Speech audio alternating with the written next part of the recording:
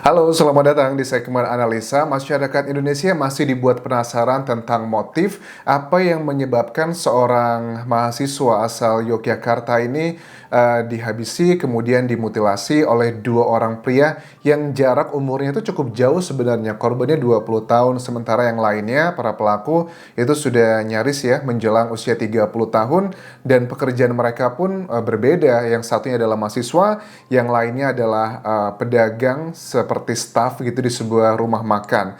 Intinya tidak ada kejelasan yang clear pada saat di Reskrimum Polda DIY Kombes Pol FX Endriadi memberikan keterangan ke media massa terkait dengan motif. Tetapi karena masyarakat kita juga sudah sangat terbuka dengan berbagai macam info, kata-kata yang disampaikan tuh sudah menjurus ke masalah kayak perilaku yang memang dikategorikan tidak wajar. Ini adalah BDSM, dan BDSM itu tidak identik hanya dengan orientasi seksual tertentu aja. Ini bisa untuk yang pasangan heteroseksual ataupun juga homoseksual. Dugaannya ini mengarah ke BDSM tersebut. Tetapi sebelum kita bahas mengenai bondage and discipline, dominance and submission, sadism and masochism, yang artinya adalah ya perbudakan dan disiplin, dominasi dan ketundukan, sadisme dan masokisme itu adalah kepanjangan dari BDSM. Kita akan bahas lebih dalam ke situ karena banyak masyarakat yang mengidentikan apa yang disampaikan dari penyidik itu adalah mengarah kegiatan tidak wajar yang seperti itu. Kita coba simak keterangan dari Direskrimum Polda DIY yang memberikan clue mengenai motif dari pembunuhan dan juga mutilasi seorang mahasiswa asal Yogyakarta ini.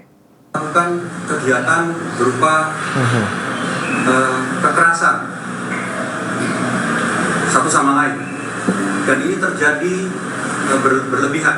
Oke, kekerasan satu sama lain dan terjadi berlebihan. Clue-clue berikutnya lagi yang disampaikan adalah korban dan juga pelaku itu baru mengenal sekitar 3 bulan lewat sosial media, dan pada saat ketemuan itu adalah katanya adalah pertemuan yang pertama, tetapi mereka sudah berkomunikasi cukup lama intens adalah lewat sosial media tersebut. Bahkan dari salah satu pelaku itu juga ternyata mengikuti salah satu akun Twitter ya yang khusus untuk akun mengenai BDSM tersebut. Lanjut lagi, ini adalah keterangan berikutnya lagi. Sehingga mengakibatkan korban tersebut meninggal dunia. Nah, sehingga menyebabkan korban tersebut meninggal dunia. Jadi dari sini bisa dipahami bahwa penyebab kematian dari korban adalah karena aktivitas BDSM tersebut, bukan karena dimutilasinya. Jadi ini sudah bisa mengklarifikasi, kita pengen tahu penyebab kematiannya apakah karena dipotong-potong ataukah karena sebelumnya. Jadi clear, sebelum dipotong-potong memang sudah meninggal dunia. Melihat korban meninggal dunia, para pelaku ini kemudian panik. Ya, kemudian berniat untuk menghilangkan jejak peristiwa tersebut. Pada umumnya memang pada saat seseorang melakukan hal tersebut, tujuannya adalah untuk menghilangkan jejak. Itu mayoritas adalah tujuan utama. Memang di samping ada yang mengatakan bahwa salah satu bentuk kekecewaan karena sebel dan benci banget itu juga salah satu faktor yang tidak bisa menutup kemungkinan. Kita bahas adalah mengenai BDSM sendiri yang singkatan seperti aku sebutkan tadi. Kalau menurut Cambridge Dictionary, BDSM itu adalah bondage and discipline, dominance and submission, sadism and masochism. Jadi ini merupakan bentuk penyimpangan seksual yang berhubungan dengan kekerasan, ikatan, perbudakan, serta adanya permainan budak dan tuan. Dan ini tidak hanya identik dengan orientasi seksual tertentu. Yang hetero pun ada, yang homoseksual pun juga ada. Bahkan kalau kita lihat di Twitter, ini buat knowledge buat orang tua ya. Menurut aku Twitter tuh adalah akun sosial media yang cukup selalu ada positif dan negatifnya. Karena aku susah mengatakan dalam bahasa yang halus. Jadi di Twitter itu kalau kalian cek itu banyak sekali video-video porno, video-video yang tidak ada sensor sama sekali tuh banyak di Twitter teman-teman. Dibandingkan kayak di YouTube atau di Facebook page atau di Instagram atau di TikTok, itu kan ada aturan yang community guideline yang tidak akan mungkin bisa mengupload video yang kayak di video ya film biru seperti itu. Tetapi kalau di Twitter itu bisa full tanpa adanya sensor sama sekali. Aku juga tidak munafik, aku pun juga beberapa kali pernah melihat seperti itu. Kalian search aja, bahkan pada saat aku melakukan pencarian dari salah satu akun pelaku pembunuhan ini, aku tahu kan di media tuh banyak tuh ya, ternyata pelaku ini mengikuti akun Twitter BDSM. Aku cek kan ya, astaga, itu udah nggak ada lagi sensor sama sekali, 100% terbuka seperti kalian tuh ngelihat film biru gitu. Jadi buat orang tua, kepada saat kalian ngelihat anak kalian tuh main Twitter, coba di waspadai, terutama untuk anak di bawah umur ya. Karena kan kalau untuk yang sudah ya dewasa tidak bisa dikontrol lagi kan, itu adalah individu masing-masing. Kemudian menurut Cambridge Dictionary, BDSM itu atau masokisme merupakan aktivitas seksual yang melibatkan misalnya mengikat pasangan, permainan di mana satu pasangan mengontrol yang lain, atau memberi dan menerima rasa sakit untuk kesenangan. Aktivitas dalam aktivitas seksual BDSM dilakukan dengan adanya peran yang melibatkan ketimpangan kekuasaan. Waduh, ini memang sangat identik sekali kalau aku lihat dari apa yang disampaikan dari di Reskrimum Polda DIY. Tujuannya adalah buat knowledge kita, karena ini sudah kejadian dan orang juga nggak bodoh-bodoh amat, orang juga sudah mengerti ininya ke arah mana begitu. Karena ada salah satu keterangan juga dari penyidik mengatakan bahwa kan ada terjadinya kekerasan. Tetapi kan kalau kita lihat dari kedua pelaku, mereka tidak ada luka apa-apa tuh. Artinya yang menjadi kayak ibarat kata ada peran, kan ada peranannya siapa yang menjadi tuan, siapa yang menjadi budaknya. Nah, dugaannya adalah korban ini adalah menjadi budaknya. Tetapi kan kalau kita lihat di sini ada kegiatan yang khas ya dalam BDSM itu adalah misalnya kayak diikat. Ini aku lihat dari video-video yang ada di Twitter nih. Yang film-film biru tersebut itu biasanya mereka diikat begini, diikat, kemudian ditamparin atau dilakukan hal-hal yang sadis seperti itu.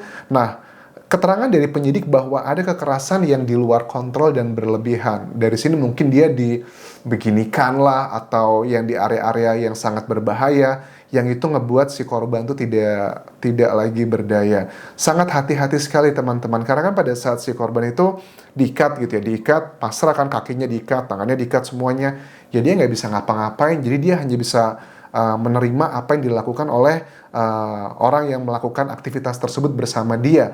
Dan memang ini adalah kecenderungannya memang cukup banyak ya terjadi di dunia. Sebagian orang itu merasa lebih menikmati pada saat dia melakukan hal seperti itu dengan cara ya misalnya kekerasan, mungkin dipukul, ditampar, dicekek dan sebagainya. Itu mereka merasakan kenikmatan, katanya lebih puas begitu. Tetapi tentunya ada dalam batasan wajar. Batasan wajarnya ya mungkin ya ada yang banyak bercanda kan ya. Biasanya kalau saya main gitu, biasanya buat bercandaan sebagian orang, dan kenyataannya pun juga ada yang seperti itu. Misal dengan dicambuk seperti itu. Itu juga salah satu contoh kan kalau kita lihat di banyak tempat-tempat penjualan untuk yang hubungan seperti itu kan banyak macam-macam aksesorisnya ya. Misalnya kayak cambukan atau ikat atau baju yang kayak macam-macam, itu adalah salah satu halnya. Dan ini juga menjadi salah satu pelajaran buat kalian teman-teman ya. Aku sih tidak bisa mengontrol ya, karena kan sudah dewasa. Pada saat kalian mau melakukan kegiatan seperti itu, ya pastikan dengan orang yang terpercaya dong. Karena kalau orang yang baru dikenal terus melakukan seperti itu, kalau di luar kontrol terjadi, kita nggak bisa melawan begitu. Bahkan juga ada yang sudah menjadi pasangan resmi gitu, yang pasangan heteroseksual. Mereka pun juga sama mengakui, ini suami saya, atau ya rata-rata sih adalah pria ya pelakunya ke istri gitu. Ini suami saya kalau mau melakukan seperti itu biasanya dia tuh hobi banget nih mukulin saya dulu, jadi biar ngerasa enak gitu. Nah, ini juga salah satu hal yang termasuk dengan kelainan, dan memang hal seperti ini tidak boleh didiamkan begitu aja. Kalau kalian memiliki pasangan yang ada kecenderungan seperti ini perilakunya, harus dibawa ke psikolog ataupun juga psikiater. Jadi psikolog itu sama dengan psikiater, bedanya adalah psikolog tidak bisa memberikan obat, tapi psikiater itu basicnya adalah dokter, makanya psikiater bisa memberikan obat. Tapi pada intinya, lebih dekat yang mana, lebih terjangkau yang mana, psikiater atau psikolog, lebih baik dihubungi seperti itu. Karena jangan sampai kalau sudah terlalu, kan orang tuh kalau sudah sampai puncak kenikmatannya gitu berhubungan seperti itu, mereka lupa dan gak kontrol. Padahal pasangannya itu udah gak bisa handle lagi apa yang telah dilakukan, ya akhirnya seperti ini begitu. Ini adalah salah satu dugaan yang paling banyak beredar di masyarakat bahwa tentang motif sebenarnya. Karena kalau motif yang disampaikan dari penyidik di Polda DIY itu hanyalah kasarannya aja.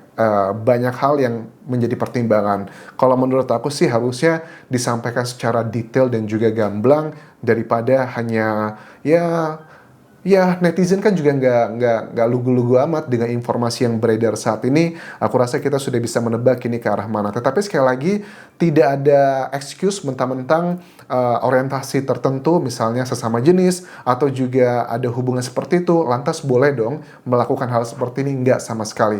Aku tetap berdiri untuk membela korban, tetapi bagaimanapun juga ini bisa menjadi pelajaran bagi banyak orang. Apalagi beberapa hal yang disampaikan di sini ada hal yang sangat identik dengan karakteristik yang berhubungan dengan seperti itu. Sosial media, komunikasinya lewat sosial media doang, komunitas tertentu. Ini juga hati-hati nih buat para perempuan di Indonesia, kan banyak juga sekarang kayak dating apps ya, dating atau kencan aplikasi begitu. Kalian janjian, ngomong, ketemuan, nanti bisa ketemuan di mana ya. Ya dating apps juga nggak semuanya negatif. Memang tidak bisa dipungkiri ada yang positif dan juga negatif. Sebagian orang dating apps itu ngebantu, misalnya karena sibuk kerja, jadi kita nggak ada waktu untuk ketemuan atau ngobrol dengan calon pasangan kita. Itu boleh-boleh aja, tetapi bagi sebagian orang juga bilang dating apps itu hanyalah sekedar transaksional. Ya ketemu, melakukannya, kelar. Ya kita juga nggak bisa mengontrol seperti itu,